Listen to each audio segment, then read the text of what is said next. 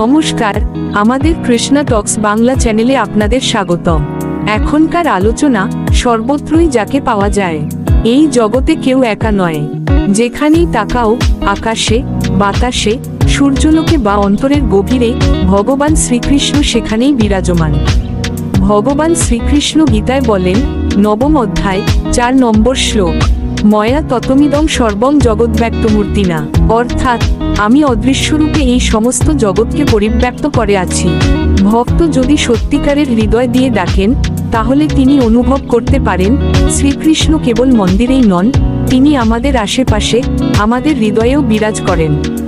একটা পবিত্র হাসি, একটা সহানুভূতির কাজ, এমনকি এক ফোঁটা চোখের জল, সবখানে তিনি আছেন। কারণ তিনি তো পরম আত্মা, সর্বত্র সর্বদা বিরাজমান। চ্যানেলটি ভালো লাগলে একটা লাইক, কমেন্টস এবং সাবস্ক্রাইব করে দিবেন।